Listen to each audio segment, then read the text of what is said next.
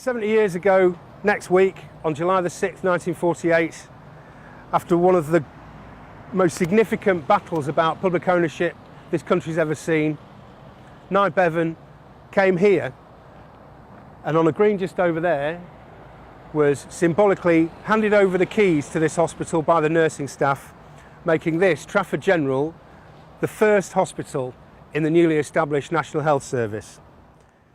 We've got a few key indicators that tell us that what's happening to the NHS at the moment is not working. Things are going wrong.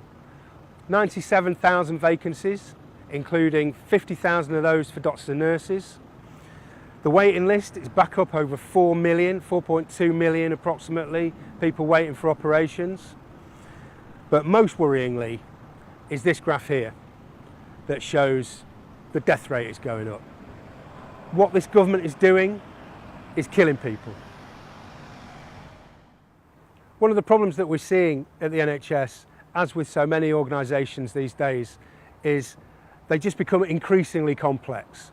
So we see in 1948, this was Nye Bevan's model, where you've got a reasonably clear, well, very clear, organisational chart there that shows who's at the top, the Prime Minister and the Minister of Health, and who is providing the services with GPs and nurses.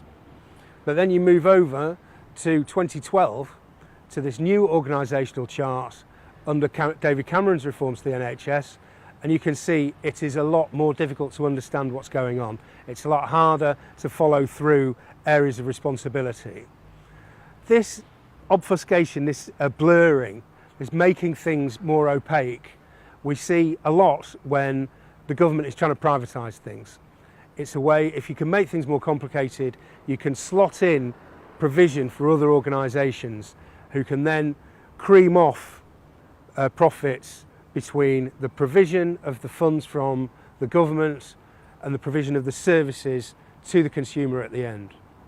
Jeremy Hunt was a contributor to a book called Direct Democracy, and one of the things he says in that book is our ambition should be denationalising the provision of healthcare in this country.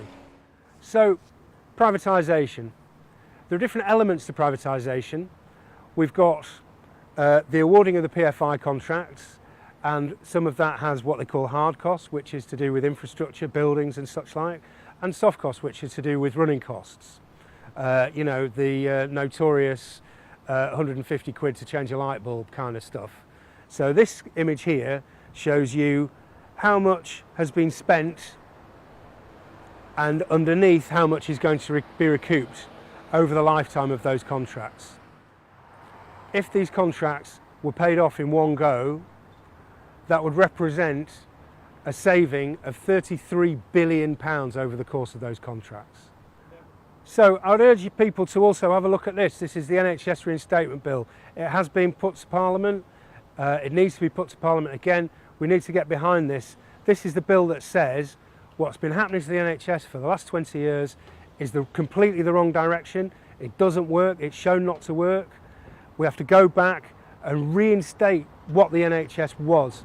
When Nye Bevan came to this hospital and started the NHS in 1948, this is what he intended, not what we've seen in the last 20 years, series of privatisations and balkanisations and increasingly opaque organisational structures. In those 70 years, there have been all kinds of attacks and attempts to undermine the NHS, no more so than in the last 20 years. It's time for us to stand up and fight for what's important and to fight for what's ours.